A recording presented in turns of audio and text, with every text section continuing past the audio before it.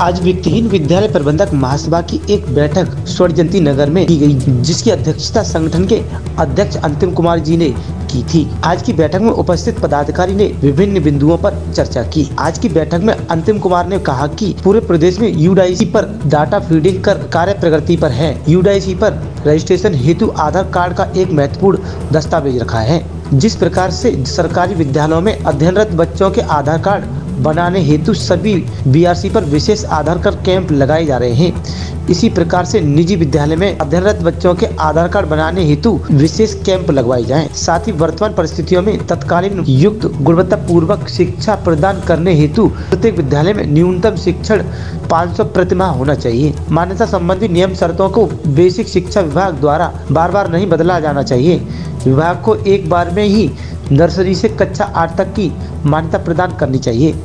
संगठन के महामंत्री योगेश भारद्वाज ने कहा कि सभी विद्यालयों को तत्काल प्रभाव से यूडीआईसी नंबर प्रदान किया जाना चाहिए। यूडीआईसी से संबंधित अनेक समस्याएं हैं, जिनके निदान हेतु बेसिक शिक्षा विभाग के साथ समन्वय स्थापित करके संगठन कल दिनांक 13 जनवरी सन 2024 को मॉरिशस इंटरनेशनल स्कूल महेंद्र नगर में यूडीआईसी से संबंधित एक बैठक विभाग के यूडीआईसी विशेषज्ञों के साथ आयोजित करने जा रहा है। आज की बैठक में इसराइल अली, प्रेम कुमार, विनोद कुमार, आर्य, महेंद्र प्रताप एवं मुकेश आदि उपस्थित रहे।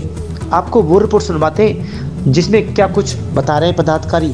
देखिए ये रिपोर्ट। हम योगेश भारद्वाज है, मैं वित्तहीन प्रबंधक महासभा से जिला महामंत्री हूँ। जैसे कहें तो कि बच्चों जो सर्टिफिकेट मांगते हैं वो अभी नहीं चल पाते जी, अभी इन्होंने ना जो पोर्टल पे बच्चों की रजिस्ट्रेशन स्टार्ट कराया है, उसमें बच्चों का आधार कार्ड कंपलसरी है। अब ग्रामीण क्षेत्रों में ज़्यादातर बच्चों के आधार कार्ड नहीं है। दूसरा, सरकारी स्कूल वालों ने थोड़ी सी बड़ी चालाकी की कि कोरोना के समय में उन्होंने अपने यहाँ पे कैंप लगा करके बच्चों के आधार कार्ड बनवा दिए, लेकिन हम जैसे वित्तहीन स्कूलों के बच्चों के आधार कार्ड नहीं बन पाए। और अब बना इस समय एक और नई मुसीबत खड़ी कर दी है कि बच्चों के आधार कार्ड बनेंगे तो डेट ऑफ बर्थ से बनेंगे। तो मेरी तो ये सबसे बड़ी डिमांड है कि जिस तरह से सरकार ने अपने बच्चों का, क्या ये सरकारी जो प्राइवेट स्कूल वाले हैं, क्या वो उनके बच्चे नहीं हैं? तो उनका आधार क्यों नहीं बनवाया? उन बच्चों के भी आधार कार्ड बनने चाहिए, क्योंकि जब तक उनके आधार कार्ड नहीं बनेंगे तब तक पोर्टल पे बच्चों को रजिस्ट्रेशन करना अमान्य है, बेईमानी है। क्योंकि उसमें उन्होंने एक नियम बना रखा है कि 999 करके आप डाल दीजिए। अब सपोज बच्चा मेरे यहाँ पढ़ रहा है, 99 करके मैं डाल दिया, वही बच्चे की एंट्री किसी अन्य स्कूल में आधार कार्ड से हो रही है। तो ऐसा क्यों किया जा रहा है? आधार कार्ड से एक ही बच्चे की दो आईडी बन गई हैं। एक बच्चा एक है और आधार कार्ड से दो नाम बन गए। तो ये सरासर लापरवाही चल रही है। दूसरा, पोर्टल पे बारे में लोगों को जागरूक नहीं किया जा रहा। कुछ स्कूल भर रहे हैं डेटा, उन पे पैसा डालना है कि भरो। कुछ स्कूल ऐसे हैं जिनको अभी तक वो यूडीआईसी है लेकिन वो बनना नहीं चाहते, उन पर कोई कार्रवाई नहीं है। एक और बड़ा मुद्दा है कि जितने बच्चों को मान्यता दी जाती है स्कूलों को, मैं भी चाहूँगा स्कूलों को मान्यता दी जाती है, वो बीएसए लेवल पे दी जाती है। सारे बच्चों के स्कूलों की सारा रिकॉर्ड उनके पास है, फिर भी स्कूलों को यूडीआईसी नहीं दे रहे कि एबीएस से साइन करा के लाओ, ये करा के लाओ, वो करा के लाओ, पोर्टल बंद है।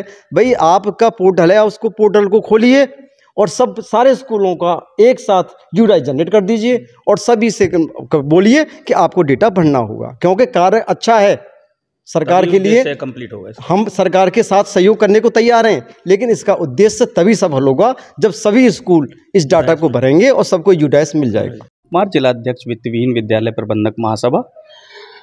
और आज जैसे कि जो वित्तहीन कॉलेज, देखिए ऐसा है कि हमारा जो संगठन है वो निरंतर विद्यालयों के हित में कार्य करता है और विद्यालयों से जुड़ी समस्याओं पर निरंतर कार्य करता है, हर मंच पर उसे पुरजोर तरीके से उठाता है। तो हम लोगों को देखने में आ रहा है कि पिछले कई वर्षों से मान्यता देने के जो रूल्स रेगुलेशन है बार बार चेंज हो रहे हैं, इससे सभी विद्यालयों को मान्यता लेने में तकलीफ हो रही है, परेशानी आ रही है। जैसे कि अभी नवीनतम जो मान्यता दी जा रही है वो लगभग 1 वर्ष के लिए दी जा रही है और उसमें ये लिखा जा रहा है कि 1 वर्ष के बाद इस मान्यता को स्थायी कराना होगा। तो इससे क्या है कि बार बार जो परेशानी आती है और उसमें भी क्या है फिर सारे मानकों को दोबारा प्रस्तुत करना, सारे डॉक्यूमेंटेशन को दोबारा करना, ये मुझे लगता है पूरी तरह गलत है। एक बार सारी फाइल कंप्लीट करा कर एक बार में मान्यता दी जानी चाहिए, और वो भी कक्षा नर्सरी से लेके 8 तक की। लेकिन अभी जो दी जा रही है ना, 2 सेगमेंट में दी जा रही है, जो नर्सरी से लेके या 1st से लेके 5th तक की, और उसके बाद 6 से लेके 8 तक की। तो हमारी ये मांग है कि ये एक ही बार में मान्यता मिलनी चाहिए, जिससे विद्यालय प्रबंधकों को बार बार मान्यता लेने में परेशानी ना हो। आपका संगठन जो है वो किस संगठन वो केवल शहर तक या फिर ज़िले तक सीमित नहीं है। हमारी कोशिश ये है, हम पूरे ज़िले में काम कर रहे हैं और ब्लॉक लेवल पर काम कर रहे हैं।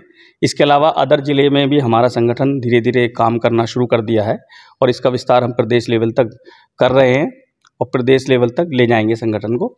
निरंतर कार्य चल रहा है। कहें तो कि पढ़ाई, देखिए, शिक्षा जो होती है वो केवल धनोपार्जन के लिए नहीं होनी चाहिए।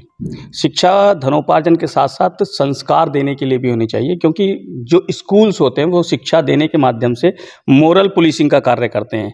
यदि शिक्षा नहीं होगी तो मुझे लगता है समाज को व्यवस्थित और सुसंस्कृत बनाए रखने में किसी भी प्रशासन या शासन को बहुत ज़्यादा दिक्कत आएगी। इसलिए शिक्षा और शिक्षा के साथ साथ विद्यालय, इनका हमारे जीवन में और पूरे समाज में बहुत ही महत्वपूर्ण स्थान है।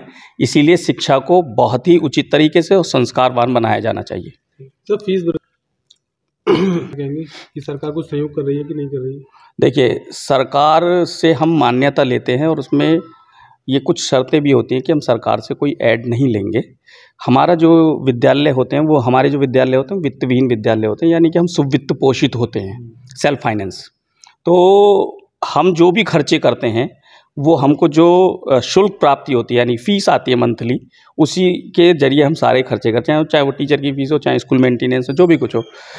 अब क्या होता है कि हर चीज़ में एक बजट की वृद्धि होती है। चाहे हम कोई भी संसाधन लाएं, उसमें कहीं ना कहीं उसकी महंगाई की वजह से सब चीज़ की दरों में वृद्धि हुई है।